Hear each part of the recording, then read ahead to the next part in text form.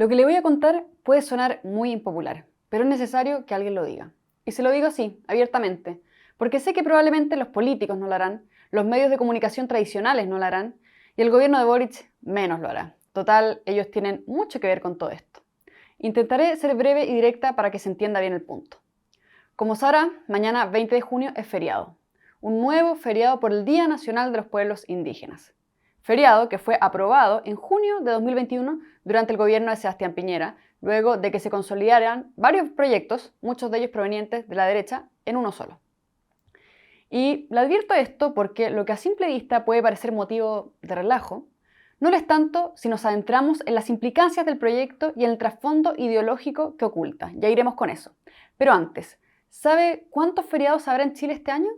20. ¿Y el año pasado? 19. ¿Sabe cuántos feriados legales tienen en promedio los países de la OCDE? 11,3 según un estudio de la Universidad Diego Portales de 2021. De acuerdo al informe, Japón y Colombia lideraban la lista con 19 y 18 feriados, mientras que México, Reino Unido y Australia estaban bajo el ranking con 7 y 8 feriados. Chile registraba 16. Como verá, contrario a lo que muchos dicen, Chile está muy por encima del promedio en feriados, y eso, obviamente, tiene un costo. Por más que los políticos se hayan mal acostumbrado a hacer del decreto de feriados un deporte nacional para sacar rédito electoral, popularidad, votos a futuro. Esta gente es mente de tiburón, y créame que si de ellos dependiera, habría tantos feriados como días del año. Lo han hecho antes, han propuesto feriados nacionales por el Año Nuevo Mapuche, Huitripantu, feriado el 11 de septiembre por el Día de los Derechos Humanos y de conmemoración de las víctimas del terrorismo de Estado. Total, como ellos viven del Estado, de la política y no de sus negocios o emprendimientos particulares, como muchos chilenos, pueden darse estos lujos a costa de otros. En fin, ¿sabe cuánto nos cuesta cada feriado? Cada día que se deja de producir, entre 120 y 140 millones de dólares si se trata de feriados no irrenunciables, según estimaciones de el ID. Esto es una reducción del IMASEC del mes de un 0,4%. Y eso sin considerar el costo de la burocracia, de pagar las horas extra para funcionarios públicos del gobierno para suplir las horas no trabajadas debido al feriado. Según la misma DIPRES, si se recuperara la mitad de la jornada del feriado en horas extra, serían 5.048 millones de pesos en moneda de 2017, es decir, más de 10.000 millones la jornada completa. ¿Ve que nada es gratis, que todo tiene su lado B? Como le decía, este feriado de los pueblos indígenas tiene un agravante adicional. No solamente por el hecho de ser feriado, sino por la agenda ideológica que encubre, el indigenismo. Y para entender bien esta agenda, nada más esclarecedor que el programa de gobierno del propio Gabriel Boric Font. Este es como su ADN ideológico, así que cada vez que tenga dudas sobre quién es Gabriel Boric y cómo piensa, le recomiendo recurrir a este documento. ¿Qué dice el programa de Boric en relación al indigenismo? El reconocimiento de la plurinacionalidad en todo el territorio, es decir, la división de Chile no en una nación, sino que en múltiples naciones, mismo principio contenido en el texto rechazado. Ya vamos a ir con eso. La restitución de tierras ancestrales y el acceso a bienes naturales como un mecanismo de reparación a los pueblos indígenas. El reconocimiento de su autodeterminación como un derecho y, por consiguiente, que puedan definir libremente sus prioridades y formas de desarrollo según su cosmovisión. Acciones afirmativas en favor de ciertos grupos históricamente oprimidos, entre ellos los pueblos indígenas, por supuesto, para corregir las desigualdades estructurales que han sufrido. Es decir, derechos especiales, privilegios para algunos en función de rasgos identitarios, sexo, etnia, raza, edad, orientación sexual, etc. Este es el famoso y peligroso principio de la igualdad sustantiva que ha denunciado en innumerables ocasiones nuestro director de estudio, Francisco Cancino. Le dejo un video por si aún no lo ha visto. ¿Qué más? Consultas indígenas, salud intercultural, eliminación de la ley antiterrorista, nueva constitución y demandas indígenas, etc. Por eso, no es casualidad que muchas de las propuestas de Boric se materializaran en ese texto. Le dejo un poco de contexto de lo que pasó al interior de la fallida Convención Constitucional. Fuera de Gualmapu, sicarios del estadio. Plurichile es tu cielo azulado. La tierra robada será recuperada. Propuestas delirantes. Buscar la reducción de impuestos para los pueblos indígenas en general. Nuestra cosmovisión, nuestra forma de vida, nuestra forma de comprender la sociedad es distinta. Rituales indigenistas. Ceremonia indígena en Santiago de Chile para celebrar el primer mes de la Convención Constituyente. En el acto han participado gran parte de sus 155 miembros. E intervenciones victimistas. Nosotros como mapuche somos los dueños del territorio y los que quitaron nuestra tierra, y la restitución de tierra la pedimos en esta nueva constitución. ¿Por qué no puede entender los chilenos? El Estado chileno lo robó todo lo que teníamos nosotros como mapuche. Pero más allá de la performance, ¿qué consagraba este texto? A Chile como un Estado plurinacional, lo que le comentaba antes, autonomías territoriales indígenas con independencia política, administrativa y financiera, escaños reservados para pueblos indígenas en órganos colegiados de representación popular y en la Cámara de Diputados con un Congreso plurinacional. ¿Qué más? Sistemas de justicia paralelos para pueblos indígenas, derechos colectivos indígenas, mismo principio contenido en el otro texto, también rechazado, especial protección para las tierras indígenas, poder de veto de los pueblos indígenas y la restitución de tierras como mecanismo preferente de reparación a los pueblos indígenas, lo mismo que propone Boric. Algo de lo que de hecho fue muy enfático en su cuenta pública de 2022, pocos meses después de asumir como presidente. Escúchelo usted mismo. Sabemos que la restitución de tierras está en el centro de las demandas más sentidas por los pueblos indígenas. En el marco del Plan Buen Vivir, hemos duplicado el presupuesto en comparación con el total ejecutado el año 2021. Y escuche su otra promesa para continuar con el legado que dejó Michelle Bachelet respecto a la legislación indigenista. Para fortalecer la institucionalidad, además indicaremos y reactivaremos la tramitación del proyecto de ley que crea el Ministerio de Pueblos Indígenas. Ojo que esto fue en junio de 2022, antes de la derrota del apruebo del 4 de septiembre y por tanto antes que la agenda indigenista se desmoronara. Por eso, para entender los fenómenos políticos, es muy importante considerar el contexto y el orden cronológico de los acontecimientos. Porque, ¿acaso ha escuchado recientemente a Boric pronunciándose enérgicamente en favor del indigenismo? ¿Alguna promesa o anuncio importante? No, poco y nada. Es más, en la última cuenta pública apenas se refirió al tema y lo hizo casi al final y superficialmente, según cuestionó incluso el exdirector de la CONADI, Domingo Namuncura. La mención que hizo fue para referirse a la Comisión por la Paz y el Entendimiento que creó en junio de 2023 y que, según anunció, para fines de este año, entregaría un informe final sobre el proceso de restitución de tierras indígenas que quiere impulsar. ¿Significa esto que Boric renunció a la agenda indigenista? ¿Que cedió a sus banderas ideológicas? No ha renunciado en absoluto. Solo que hoy por hoy no es rentable electoralmente hablando y es por eso que insistirá, seguirá con su agenda, pero tras bambalinas. Ya le voy a explicar cómo planea hacerlo. El problema al cual se enfrenta Boric respecto a este tema, el mayor dilema que lo acompleja, es cómo hará para conciliar sus promesas con la realidad. ¿Cómo hará para hacerle ver a su electorado más duro que no ha cedido, que simplemente sigue avanzando, pero más sigilosamente? Y, por sobre todo, ¿cómo hará para satisfacer las demandas de los activistas indigenistas furiosos que lo respaldaron y que no están para juegos? Porque los vínculos del gobierno de Boric con la causa indigenista, y con terroristas incluso, no es decorativa, es parte de su historial político, de su identidad. Y alguna garantía deberán darles a quienes han coqueteado antes de ser gobierno. Más temprano que tarde les pasarán la cuenta.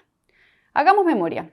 El subsecretario del Interior, Manuel Monsalve, con Héctor Yaitul, líder de la CAM, hoy condenado a 23 años de cárcel por hurto de madera, usurpación violenta de predios y atentado contra la autoridad.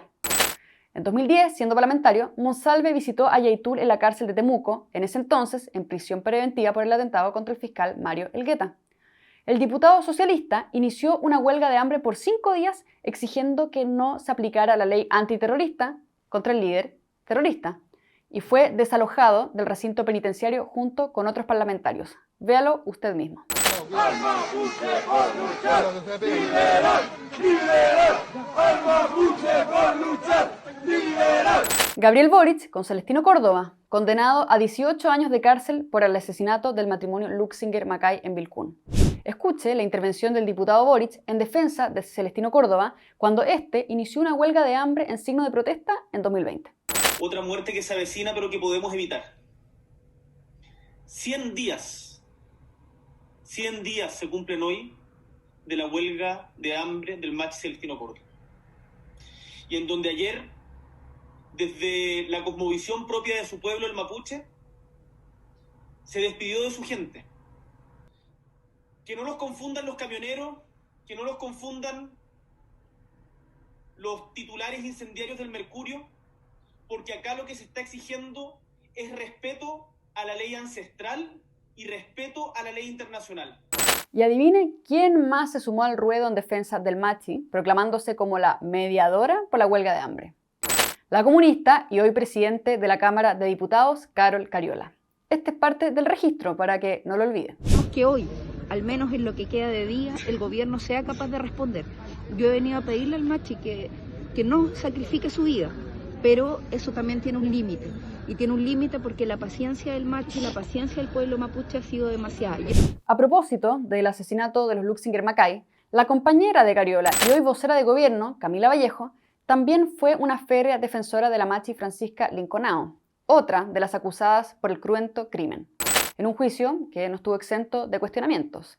Pese a todo, Vallejo insistía en la inocencia de Linconao. Esto fue lo que dijo. Pero los antecedentes, por mucho que desde su punto de vista falten pruebas, en este caso desde su punto de vista falten pruebas, no pueden ser suficientes al menos para poder tener la sospecha de que puede haber participado o al menos en la organización del atentado que cobró la vida al matrimonio Luxinger Macay. Para usted no existe ningún tipo de participación. Yo creo que ella no es responsable del fallecimiento, del asesinato de la familia Luxinger Macay. Es más, en enero de 2017, Vallejo y Cariola visitaron juntas a Linconao en el hospital de Nueva Imperial cuando ésta inició una huelga de hambre. Ambas parlamentarias exigían que se retirara la ley antiterrorista en el juicio en su contra. Existe en el caso de solicitar la libertad y no en el caso de solicitar. Otra visita digna de recordar fue la que hizo Gabriel Boric junto a Gonzalo Vinter, ambos militantes de Convergencia Social, al lonco de Temucuicui Víctor Queipul en agosto de 2016. Hoy estuvimos en el territorio liberado de Temucuicui con el lonco Víctor Queipul dialogando con su comunidad, anunciaba el diputado Boric por Twitter. Resulta que el anfitrión del viaje de Boric, Queipul, fue el mismo quien para el censo de 2017 ordenó cortar las rutas a Temucuicui con troncos para evitar ser censados.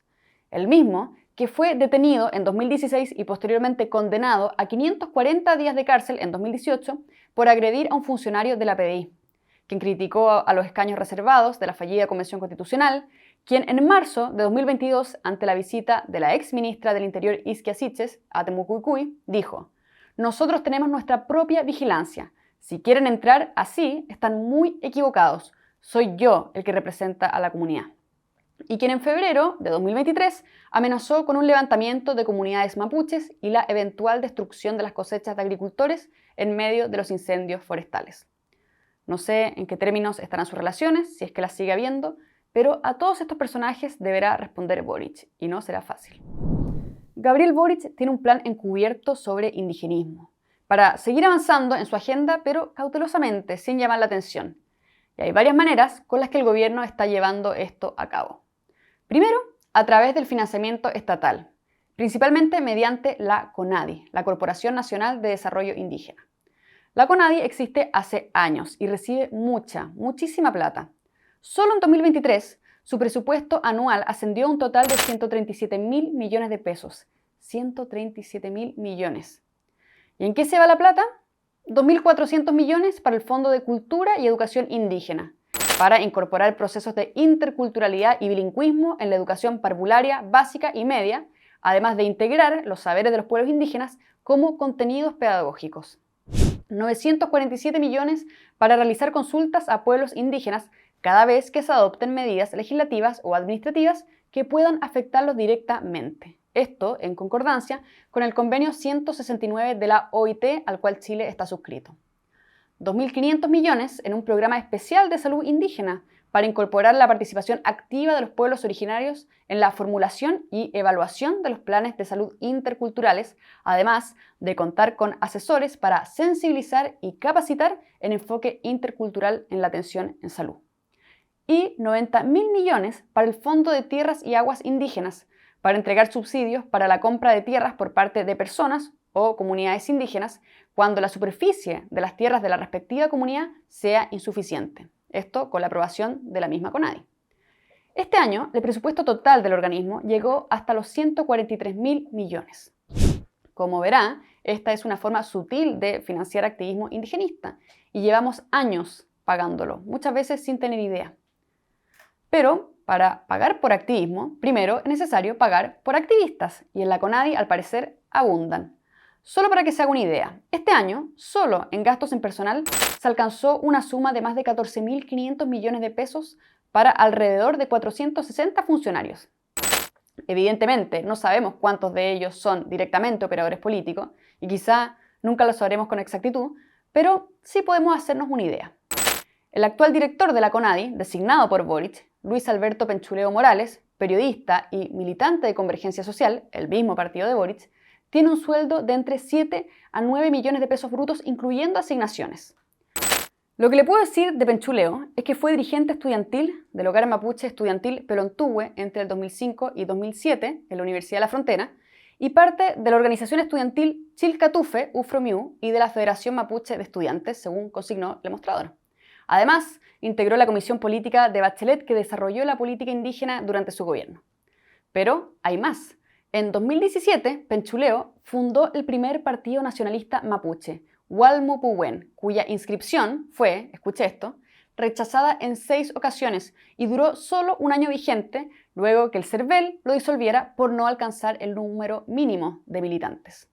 Uno de los objetivos de este partido era alcanzar la autonomía mapuche en todos los sentidos. En un discurso, en septiembre de 2011, con el izamiento de la bandera mapuche en el centro de Temuco, Penchuleo declaró: «Sigamos por esta senda de pasar del pueblo a la nación, porque esta crisis hoy día, querámoslo o no, tiene que agudizarse. Así será la única forma en que los que están por arriba y que tienen la sartén por el mango van finalmente a ceder y escuchar a la ciudadanía para generar los grandes cambios». Insisto, el actual director de la CONADI. Revisando en sus redes sociales, pudimos reunir más antecedentes. En su perfil de X, por ejemplo, se define como ciudadano de Wallmapu, país mapuche. Así lo ha enfatizado en distintas publicaciones. Llegó la hora de exigir la oficialización del Mapuzungún en todas las comunas de Wallmapu o país mapuche. Hoy me encontré con 2 titulares del Austral usando la palabra Wallmapu. Qué bueno que se empiece a cambiar el lenguaje.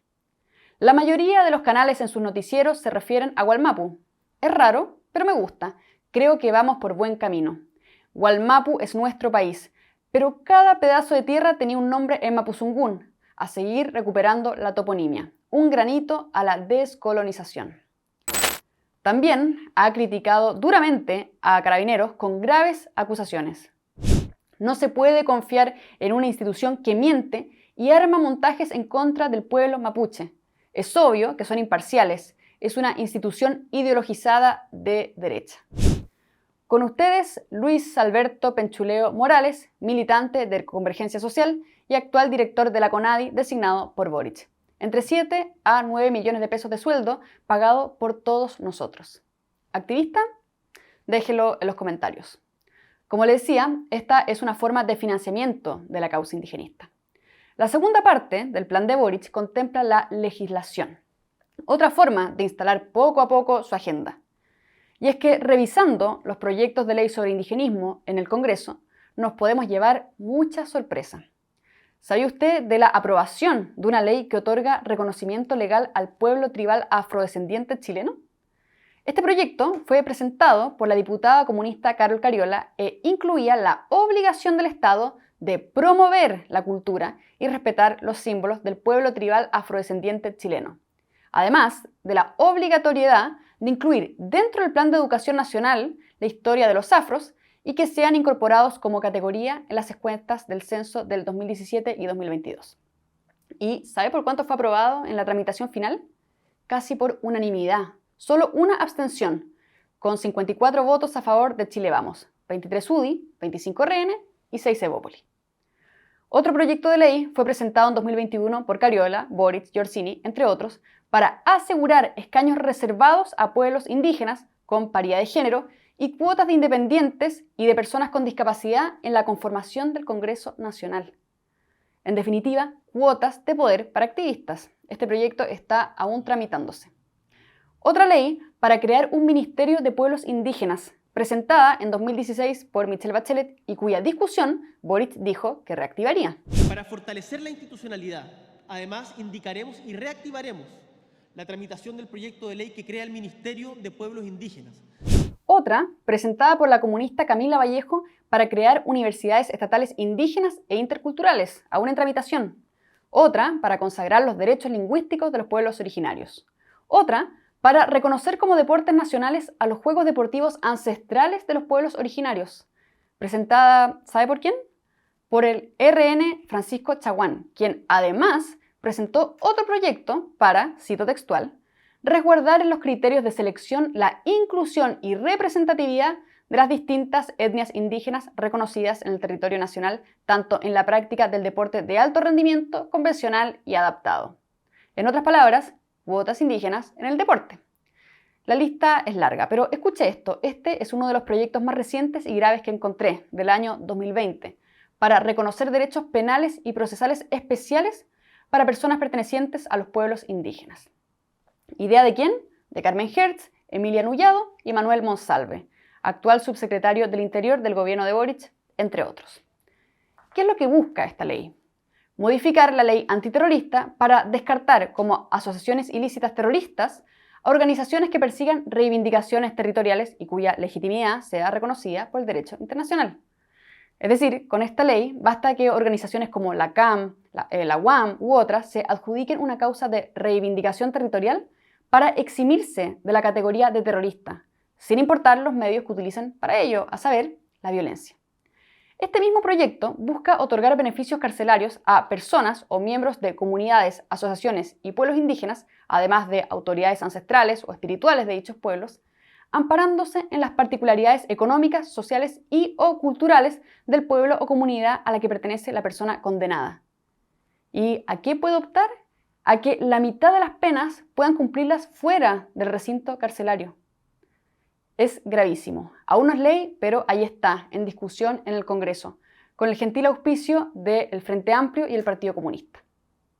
Como verán, el feriado por el Día de los Pueblos Indígenas es solo la punta del iceberg de una agenda mayor, el indigenismo, que es parte de la agenda ideológica y programática de Boric.